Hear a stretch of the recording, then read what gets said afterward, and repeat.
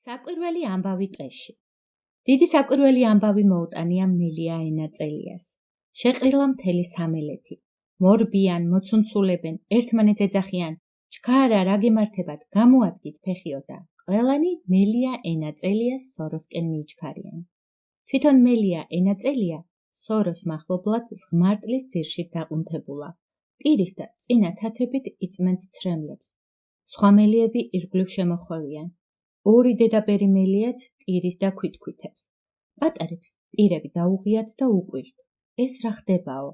ვაჟკაცი მელიები კი დაბოღმებულები გადი-გამოდიან და ხანდახან გულის მოსაოხებლად ახველებენ.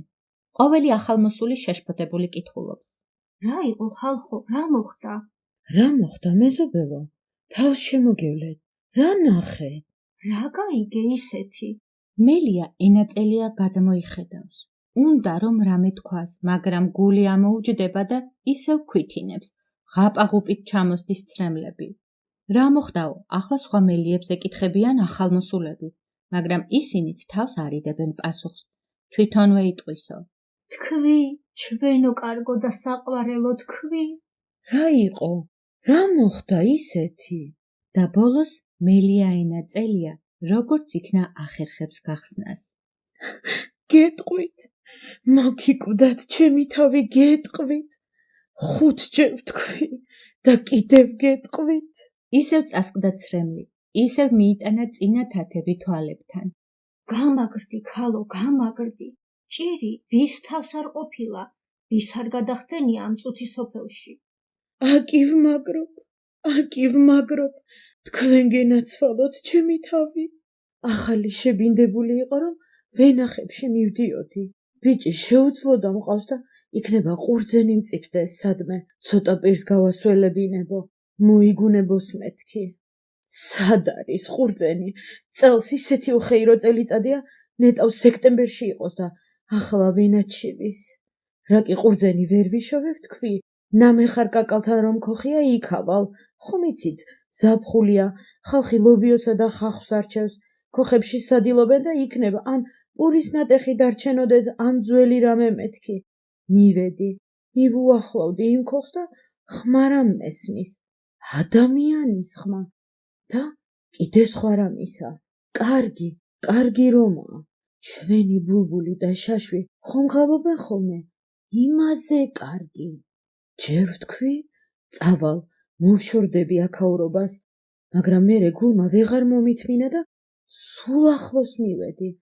უკანა მხრიდან შემოვიჭვრიდე, მინდოდა მენახა რა არის. ასეთ კარგ ხმას რა გამოსცემს მეთქი? შევიხედე და რას ავხედავ? ქოხის შუაგულში ცეცხლიანთია. ცალი მხრიდან ნედლისი მიდის ტაროები აქვს მოწყობილი, სხედან ორნი, წვერიანი მოხუცი კაცი და პატარა ბიჭი. იმ წვერიან კაცს ხის რაღაც მოკლე თავკომბალა უჭირავს. ცალი ხელი წვრილ ბოლოზე დაუდვია. მეორეს უქნევს, უბარტყუნებს და ის ხე გამოსცემს იმ ლამას ხმას. ჩონგური ყოფილა, ჩონგური. დაიძახა ვიღაცა. ადრე არ მინახავს და საიდან მეცოდინებოდა? მოგიკვდათ ჩემი თავი. იჯდა ის წვერიანი კაცი და აღუღუნებდა იმ ჩონგურს. მე სულ ჟრუანტელმა დამიარა. ცრემლიც კი მომადგა რატომღაც. ამ დღეში ვარ და ის ბიჭი ეუბნება წვერიანს. პაპა, მელიასი მიმღერეო. გიმღერებ, გენაცვალეო და აჩქარა ხელი პაპამ. აჩქარა, გაიმართა წელში, გაიჭიმა, ჩახველა და დაიწყო. საწყალი მელაჩიოდა, არ მომივიდა ძილია, ერთსა საქათმეს მივადეკ, გამოვუთხარე ძირია, იხსა, ბაცსა და ქათამსა, ყველას გავკარი კბილია. ოჰო, აღმოხდა მეზობელ მელიას. ვინა ყოფილა, ვისზეა თქმული ნეტა? ვისზეა თქმული და ამას არ ვტირი და მოვთქვა.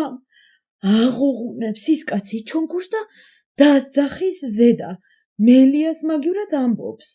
უკუვიხედე მომდევდა, პატრონი გზირის შვილია, ხარზე გაედო კომბალი, გათლილი შინდის ძირია, გადმომკრა, გადმომიშხილა, გადმომადინა ტვინია. უი! ამოიძახეს დედაბერმა მელიებმა და შემოიკრეს თავში. გზირის შვილიო, განაგრძობდა მელია ენაწელია. გზირის შვილიო და ჩავიკეცე იქვე.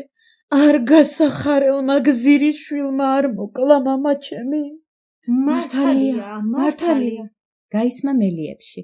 მეგონა გული გამისკდებოდა, მაგრამ ქვაგდებია გულის მაგივრად. ქვა, ისევ იმას ვუგდებდი ყურს.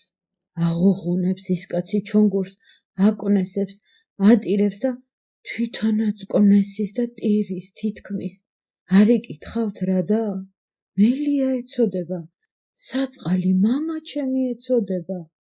გადმომკრა, გადმომიშხილა, გადმომადინა ტვინია, მაგრამ ტვინს ვიღაჩიოდა, ცოლი დამირჩა ქვრივია, ცოლიც მალე გათხოვდება, ობლები დამრჩა წვრილია, ობლებიც დაიზრდებიან, თავი დავკარგე გმირია. ლამის კაცი ტიროდა და მე რაღა უნდა დამართნოდა ხალხო? ამის კითხვა ძლივს მოასწრო მელია ენაწელიამ და ისევ წასკდა ცრემლი.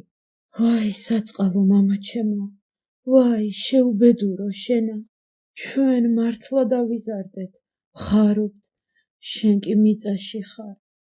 სხვა მელიებსაც ცრემლი მოსდგომოდათ. დედაბერი მელიები ხომ ტიროდნენ და ტიროდნენ. ხოლოდ ვაჟკაცი მელიები იკავებდნენ თავს, გამდგარიყვნენ ცოტა განზე და ერთმანეთს ეკითხებოდნენ ხმადაბლა. ხალხო, იქნება ადამიანებსაც გული აქვთ, იქნება იმათაც იციან ცოდვაბრალი, შვილები იმათაც ჰყავთ და ისინი სულდგმულები არიან, როგორც ჩვენა. ზოგი თანახმა იყო, ეგრე იქნება აბამაშ როგორაო, ზოგი კი უნუგეშოდ იქნევდა თაც. გული არა, დარდუბალა მაგარი. ადამიანს რომ გული ჰქონდეს, ასე კი არა აოხრებდა ქვეყანას. ტყე მაგას აღარ ყოფნის და მინდორი, საც მაგან დაისაკუთრა და წყალიც. ამოსულიყო შავად გაბადრულ მუხებს შორის მილეული ნამგალა მთვარე და დამცინავი ღიმილით იცქირებოდა მაღლიდან.